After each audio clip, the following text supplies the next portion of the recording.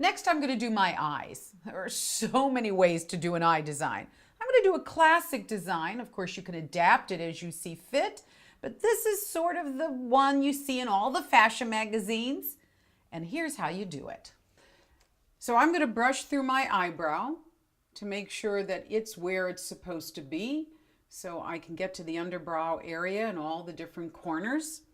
And once that's done, I'm going to put a light color on my eyelid. You stroke evenly through the color, always knocking the excess out. So I'm going to start by putting this on my lid. And again, color options, there's color options galore. I'm going to use a neutral design. I like when the eye is shaded and taupey brown or golds or auburns as opposed to blues and greens. No surprise there. And then I'm going to put a little bit under the brow, just right at the top of the brow to give it a bit of a lift. I'm going to do the same thing on the other eye, starting on the lid, the very inner corner, stroking evenly across the eye, getting the color saturation you want, all the way to the corner, and slightly into the crease, but not on the brow bone itself.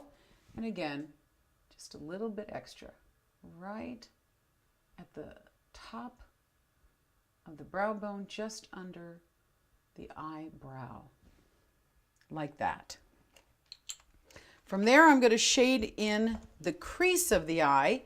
I like using a very full wedge brush, but again, this is one of those things that's really optional and you can choose how you want to do it. Again, I'm going to stroke through the color evenly, knock the excess out of the brush, place it right into the crease.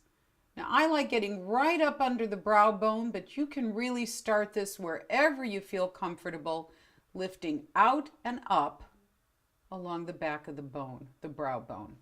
Again, run the brush evenly through the color, knock the excess out of the brush, and apply it in strokes, lifting up slightly towards the back of the brow bone. And again, because I contoured earlier, the color just goes straight out into that area.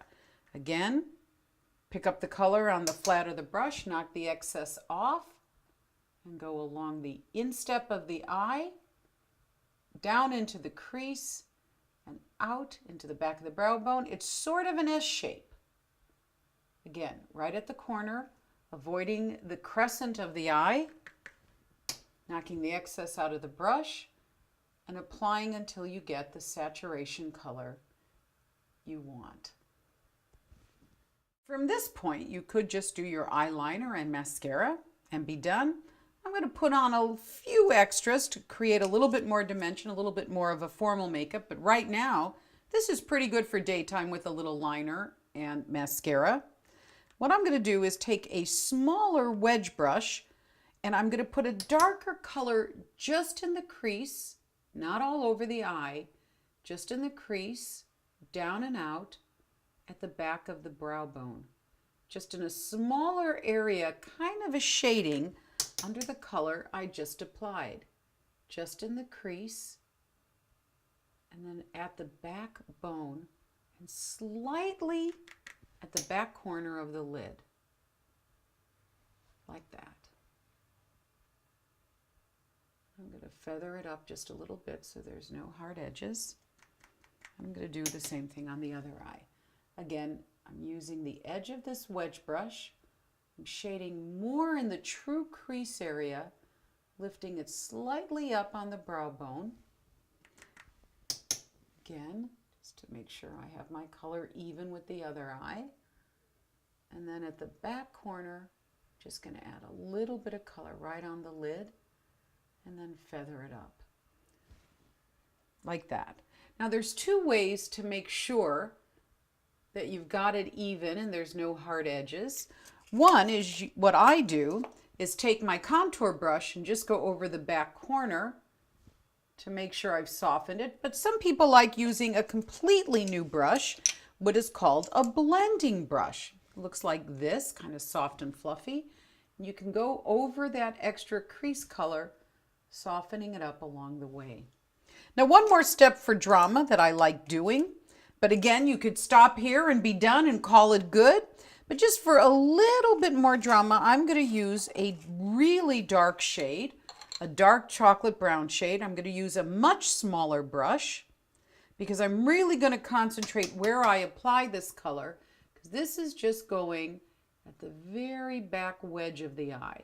So I'm kind of creating a slight triangle right around the back lashes, along the lash area, just at the back corner, and slightly into the crease, really controlling the placement. So it adds a little bit more dimension. And again, if you want it to be even more dramatic, you can take it a little bit further forward, a little bit further out.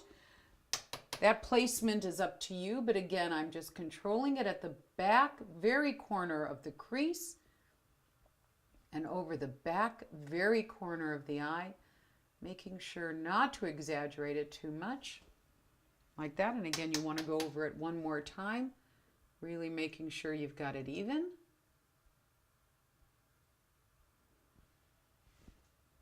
And you can take that blending brush or the contour brush to go over it one more time to make sure that it's even and you've taken out any hard edges, like that.